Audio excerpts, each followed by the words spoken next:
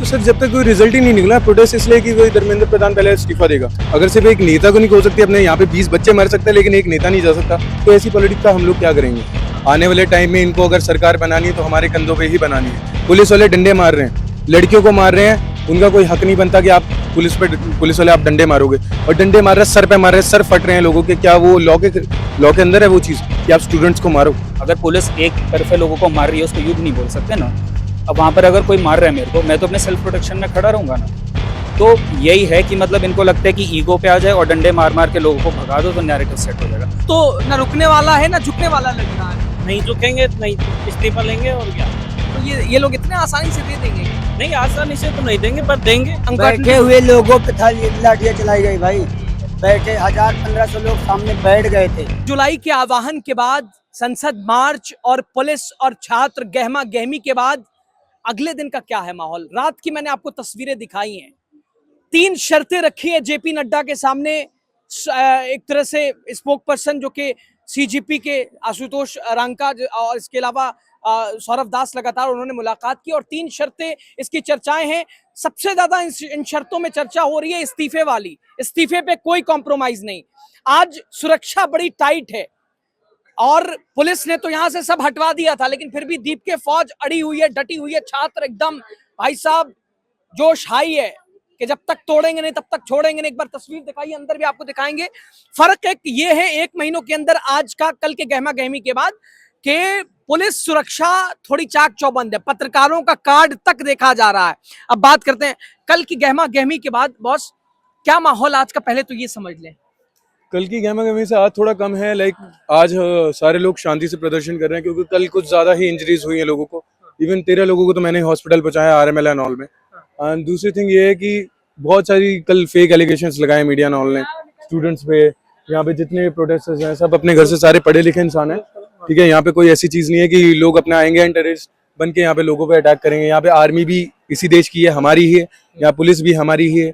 ये सुरक्षा के लिए हैं तो ठीक है, लेकिन द फर्स्ट मेन रीजन जब भी यहाँ पे कुछ भी अगर यहाँ पे नारे लगते हैं तो इनके फटाफट डंडे कैसे बाहर आ जाते हैं। और वो भी डंडे ऐसे जिनमें स्टूडेंट्स के आगे डंडों का क्या काम है। माना यहाँ पे बीच में कुछ लोग पॉलिटिकल भी खेल सकते हैं और ये भी चीजें भी मानता हूँ कि चलो यहाँ पे होता है, बट यहाँ पे ऐसी कोई चीज नहीं। यहाँ पे और सबसे ज्यादा पॉलिटिकल तो मीडिया ही खेल रहे हैं यहाँ पे। अभी हमें कुछ बोल रहे हैं निकलो यहाँ से एंड ऑल। वहाँ पे स्टूडेंट्स अंदर शांति से बैठे हैं, सब लोग अपना खाना शेयर कर रहे हैं एक दूसरे से, क्योंकि अंदर खाना कम है, लोग ज्यादा है। सब लोग अपना पीसफुली प्रोटेस्ट कर रहे हैं, शांत बैठे हैं अंदर। वहाँ पे आप देख सकते हो अभी भी लोग शांति से वहाँ पे प्रदर्शन कर रहे हैं। बट फिर भी यहाँ पे कुछ लोग अभी भी, मैं चैनल्स का नाम नहीं लूंगा, कुछ भी ऐसे हैं जो अभी भी बार बार ये चीज बोल रहे हैं। और अगर यही चीज है सर, हम लोग यहाँ पे शांति से खड़े हैं ना, हमारे पास कोई हथियार नहीं है ना कुछ, तो हमें ऐसा क्यों हो रहा है कि भाई हमें यहाँ से भगाया जा रहा है कि आप ये मार मार के भगा रहे हैं। 1 महीनों के स्ट्रगल के बाद कल की गहमा गहमी के बाद आर पार की लड़ाई, 3 शर्तें फिलहाल अभिजीत दीप के टीम ने रखी हैं। जेपी नड्डा का साफ कहना है सरकार की तरफ से कि भाई प्रोटेस्ट खत्म करो। रिजल्ट क्या निकला? 1 महीने का संघर्ष, 20 तारीख की कॉल से अभी तक। तो सर जब तक कोई रिजल्ट ही नहीं निकला प्रोटेस्ट इसलिए कि कोई धर्मेंद्र प्रधान पहले इस्तीफा देगा। जब वो इस्तीफा नहीं दे रहा, अगर हमारी पॉलिटिक्स अगर सिर्फ एक नेता को नहीं हो सकती अपने यहाँ पे 20 बच्चे मर सकते हैं लेकिन एक नेता नहीं जा सकता, तो ऐसी पॉलिटिक्स का हम लोग क्या करेंगे। ये बीजेपी की आन का सवाल है ना। अगर बीजेपी अपने मंत्री को अगर उसका रिजाइन करती है तो भाई साहब आप देखिए ना कैसा नैरेटिव सेट होगा। तो बीजेपी ऐसा होने देगी क्या? संभव है क्या? सर फर्स्ट ऑफ ऑल हम यूथ हैं। आने वाले टाइम में इनको अगर सरकार बनानी है तो हमारे कंधों पे ही बनानी है। अगर ये लोग अपने ही लोगों के लिए आपस में से भी अपने ही लोग, अगर उनका गलत है, मेरी गलती है मैं अपना सर झुकाऊंगा, मेरी गलती नहीं तो मैं सर खड़ा रखूंगा। जब इनकी खुद के उनको पता है कि गलती है और वो अपनी लाइक रिस्पॉन्सिबिलिटीज में फेल हुआ है तो उसको ऑब्वियसली इस्तीफा देना चाहिए उसको। आप दिल्ली से ही हैं? या मैं दिल्ली से हूँ। कल थे? कल भी था मैं यहाँ पे। पुलिस की कार्यवाही के ऊपर लगातार सवाल कई तरह से, हालांकि आरोप ये भी कि भाई जब सेक्शन 163 पुलिस ने लगा दिया, परमिशन मार्च की दी नहीं, तो फिर जिद करने की वजह क्या थी और आखिर क्यों भाई अड़े रहना, डटे रहना, पत्थर चलाना, इस तरह कथित कई आरोप। सर पहली बात तो आप यहाँ पे हर जगह ग्राउंड में अगर कैमरा घुमाओगे यहाँ पे आपको एक भी पत्थर दिखा दो बड़ा वाला, जो वो पत्थर आए कहाँ से। और पुलिस की गाड़ियां तोड़ी है सबने बोला। मैंने कल खुद अपनी आंखों से देखा पुलिस वालों ने अपनी गाड़ियां खुद तोड़ी है।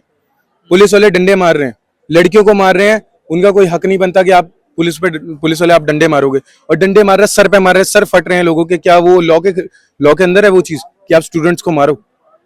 आप स्टूडेंट्स को मारो। आप बीजेपी जो भी ये पॉलिटिकल पार्टीज है ना ऑल है, इनका क्या है? इनको हमने चूज करा कि ये हमारी सुने, और ये तो अपनी सुना के बैठे हैं। क्या कहना चाह रहे हैं, कल के बाद आज का क्या माहौल है? यूथ रुकने झुकने वाला नहीं है क्या?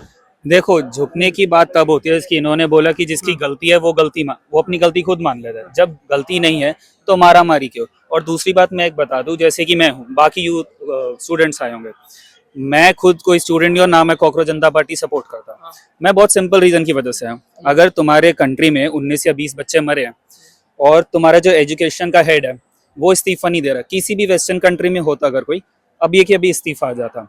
हम ये नहीं कहे और लोग कहेंगे अच्छा अब धर्मेंद्र प्रधान ने इस्तीफा दे दिया, कल उसको गडकरी जी को बोलेंगे आप इस्तीफा दे दो, बीजेपी बोलेगा अच्छा अब धरने पे बैठ गए तो लॉ और फाइनेंस मिनिस्टर को हटा दो। ऐसी कुछ नहीं है, सिंपल सी एक डिमांड थी।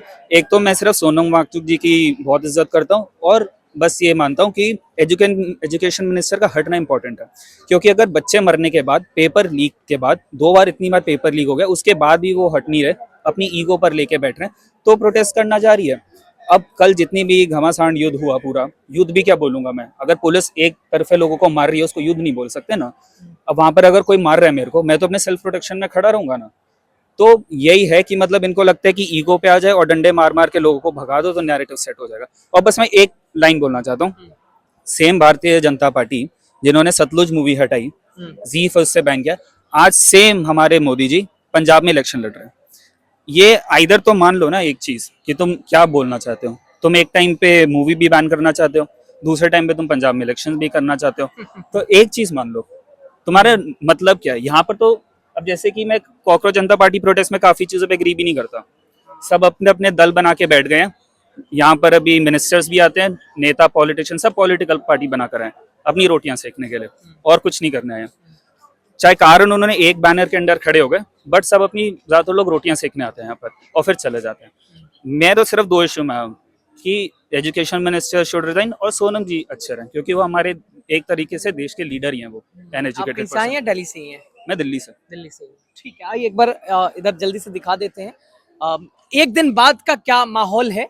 आप जंतर मंतर से देख रहे हैं, कल हालांकि मैंने आपको दिखाया था पुलिस ने सब हटवा दिया था, किस तरह से पुलिस आई, बैरिकेड्स को सारे तितर बितर किया और बिल्कुल अभी तमाम तरह से यहाँ पूरा खाली करवा के छावनी बना दिया था।